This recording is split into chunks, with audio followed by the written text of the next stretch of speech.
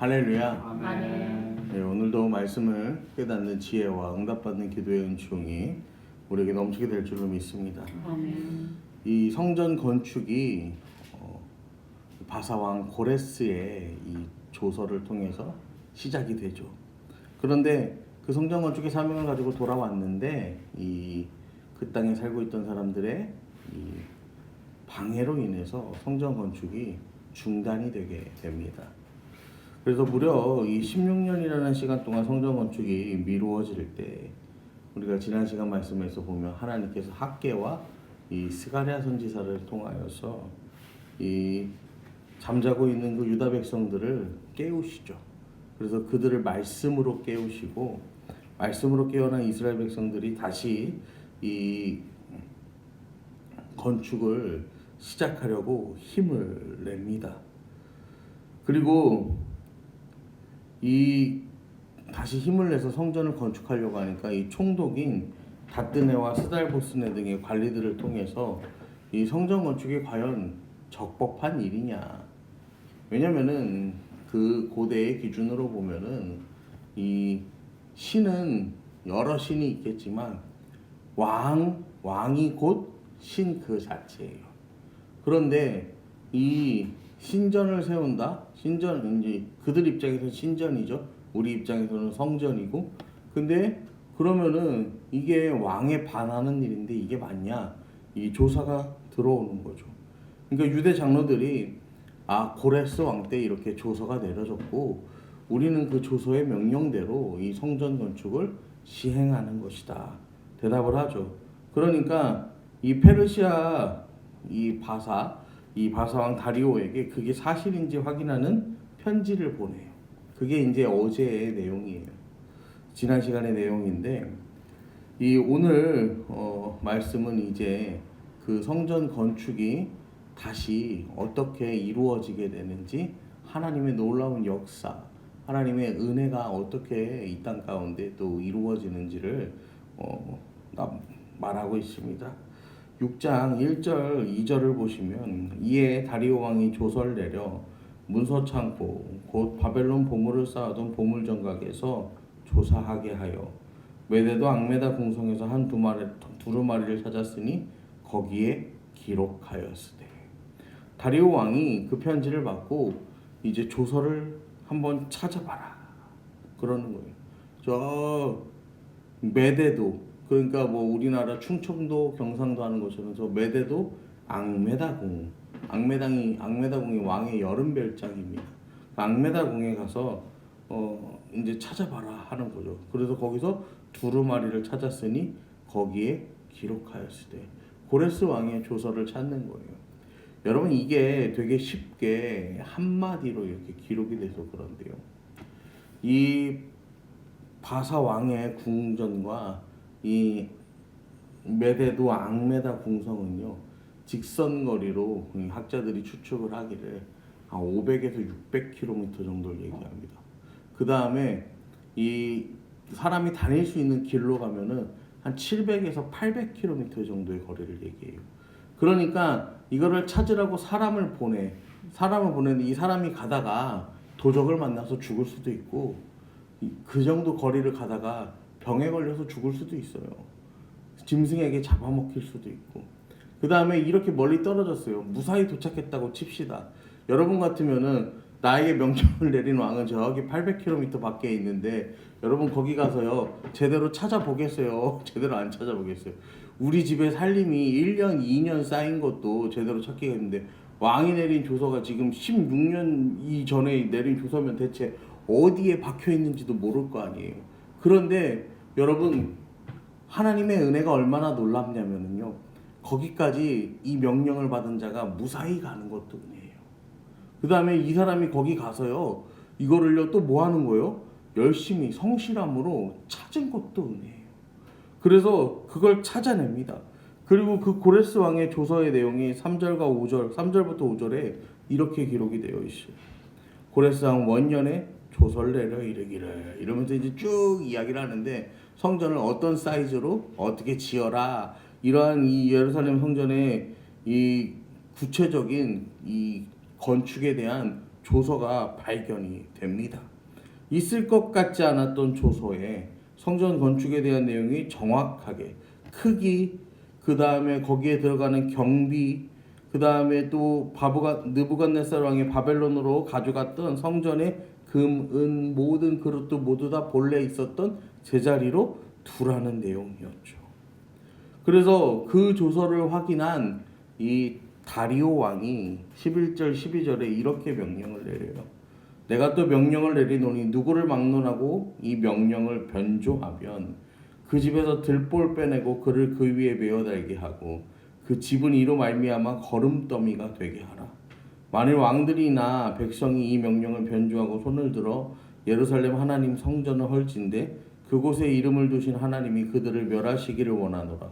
나 다리오가 조서를 내렸노니 신속히 행할지어다. 여러분, 하나님께서 이 고레스 왕의 마음을 감동시키셔서 포로 귀환과 성전 건축을 시작하시잖아요. 그런데 이 성전 건축이 중단되었다가 다시 재개되게 되는데 이번에는 다리오 왕의 마음을요 하나님께서 또 감동을 시키시는 거예요. 그래서 이 다리오 왕이 그렇다면은 이 성전 건축을 방해하는 사람이 없도록 해라. 여러분 들보에다가 메어서 이게 방해하는 자는 그렇게 죽여버리겠다. 이거는요 이 좀 바꿔서 말하면 험하게 말하면 그 집안에 씨를 말려버리겠다는 이야기인 거예요. 하나도 정말로 남김없이 다 죽여버리겠다는 거예요.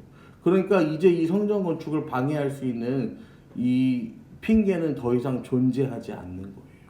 여러분 하나님께서요 하나님의 일을 이루어 가시는데요 하나님의 사람들만 감동시켜서 하나님 쓰시는 게 아니라 믿지 않는 사람들도요 하나님께서는요 사용하셔서요 내가 깨닫게 하시고 그 다음에 내가 하나님의 일에 더욱 열심히 낼 수 있도록 채찍질하는 도구로도 하나님은 사용하신다라는 거예요. 그래서 13절부터 15절까지 말씀 보시면요 다리오 왕의 조서가 내림에 유브라데강 건너편 총독 다뜨네와 스달보스네와 그들의 동관들이 신속히 준행하니라. 유다 사람 장로들이 선지자 학개와 이또의 손자 스가랴의 권면을 따랐으므로 성전 건축하는 일이 형통한지라.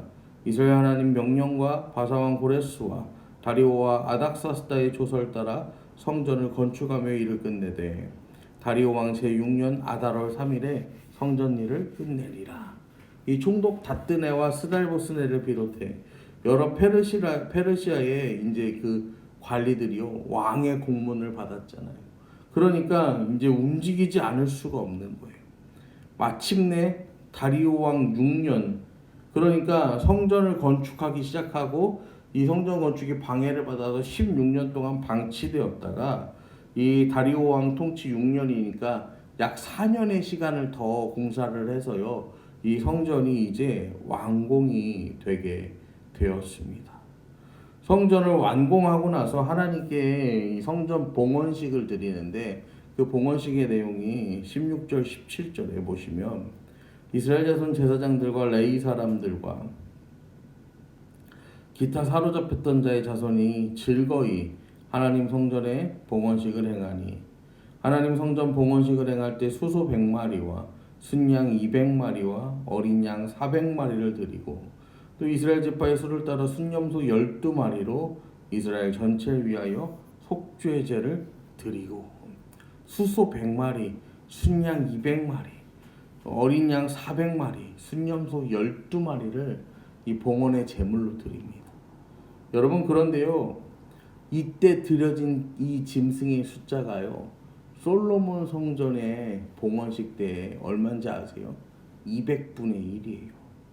그러니까 이 여러분들이 이제 그 성경에서 보시면은 이 완성된 이 스룹바벨 성전을 보고 이 나이든 자들이 막 통곡을 하면서 슬퍼했다는 이 내용이 있잖아요. 왜 그러냐면은 이 솔로몬 성전의 영광과 이 스룹바벨 성전의 영광은요 이로 말로 할 수 없이 차이가 났기 때문에 그런 거예요. 드려진 재물부터 벌써 200분의 1의 수준에 불과했던 거잖아요. 여러분 근데 여러분 여기서 중요한 것은 무엇이냐면요 이들이요 어떤 성전의 크기와 그렇게 드려진 재물 이 연약함과 부족함에 집중하지 않았다라는 거예요. 오히려 이 사람들은요, 이 에스라 6장 19절부터 22절 말씀을 보면요, 사로잡혔던 자의 첫 자손이 첫째 달 14일에 유월절을 지키되. 이 사람들이 뭘 지켰다고 성경은 말합니까? 유월절을 지켰다라고 말해요. 여러분, 성전의 크기가 중요한 것이 아니라, 성전의 크기에 매몰된 것이 아니라 이 사람들은요, 뭐 했다는 거예요? 하나님께 유월절 제사를 드렸다는 거예요. 여러분, 이 성전이 완공된 게 다리오 왕 제6년 아달월 3일이에요. 아달월 3일인데 이 아달월 3일이 뭐냐면요, 12월이를 유대력으로는 12월입니다. 12월. 그리고 이 유월절은 유대력으로 1월 14일이에요. 그러니까 지금 아마도 유월절을 지키려고요, 최대한 뭐 한 거예요? 빨리 해서요, 이 성전을 완공하지 않았을까? 여러분, 그렇게 생각해 볼 수 있어요. 이스라엘 백성들이요, 그렇게 유월절을 지킵니다. 여러분, 역대기 우리가 이제 역대하를 보면 30장 35장을 보면요, 유다 왕들 중 유월절을 지킨 두 왕이 나와요. 한 왕은 히스기야고 한 왕은 요시야 왕입니다. 그 요시야 왕이 지킨 유월절, 히스기야가 지킨 유월절보다 요시야 왕이 지킨 유월절이 더 온전한 유월절이었거든요. 그런데 그 요시야 왕이 지킨 유월절과 지금의 유월절이요, 시간적으로요, 약 100년 이상의 시간이 있어요. 차이가 있어요. 그러니까 이스라엘 백성들이요, 거의 100년 만에 지금 하나님 앞에 제대로 된 유월절 이 제사를 드리게 되는 것이죠. 그래서 유월절을 지키려고요, 자신들의 몸을 정결하게 하고, 일반 백성들도 스스로를 이 우상 숭배하는 이런 일들에서 자신들을 구별해요. 거룩하게 하는 거죠. 그리고 이제 하나님을 찾는 이 예배자가 되었다라고 성경은 말하고 있습니다. 여러분, 오늘 본문을 통해서 우리가 함께 붙잡고 기도해야 할 것은요, 우리가 의식을 하든 의식을 하지 못하든지 간에 하나님께서는요, 그 하나님의 도우심으로요, 우리를 계속해서 붙잡고 계시다라는 것이. 여러분, 성전 건축이 시작되고서 완성되지 못하고 방치되어 있는 성전을요, 하나님의 사람들을 통해서요, 이 성전 건축이 다시 시작될 수 있도록 일으켜 세우시는 거. 여러분, 그것도 하나님의 손이죠. 그 다음에 이 바사의 관리들이요, 이 성전 건축이 적법한가 적법하지 못한가 이거를요, 그냥 자기들 선에서 명령을 내릴 수도 있어요. 야, 성전 건축 하지 말아라. 근데 이걸 굳이 어떻게 합니까? 그들에게 유다 사람들에게 물어보고, 아, 그렇단 말이야? 그러면 우리가 한번 본국에다 연락을 하겠다. 그래서 사실관계를 확인해 보겠다. 이렇게 말하는 것도요, 여러분. 그리고 그렇게 해서 이 왕이 그 소식을 듣고, 야, 뭐 그런 걸 묻고 그래, 하던 말든 니들 마음대로 해라, 이게 아니라 그렇다면 확인해 보아라. 그래서 이 확인하러 무사히 거기를 도착하고 그거를 찾아내서 다시 왕에게 들고 오기까지. 여러분, 그 모든 여정 가운데요, 이 사람들은 그냥 이 일이 이렇게 됐나 보다 하지만 하나님의 돌보심 없이는요, 이 일이 이루어지지 않았음을요, 여러분, 우리는 오늘 보게 됩니다. 여러분, 우리 인생을 돌아보면은요, 우리가 의식하지 못해도요, 우리의 인생 고비고비마다 우리의 삶의 구석구석에 주님의 손길의 만지심이 여러분 없는 곳이 없어요. 하나님의 그 손길로, 하나님의 도우심으로 가득 찬 게 돌아보니 내 인생이더란 말이에요. 여러분, 우리가 그런 삶을 살아낼 수 있는 것은요, 우리의 결심이나 우리의 노력으로 하는 것이 아니에요. 하나님께서 오늘도 나를 지켜주시기 때문에, 나와 함께 하시기 때문에 여러분, 우리는 그렇게 하나님의 도우심 가운데 살아갈 수 있는 것입니다.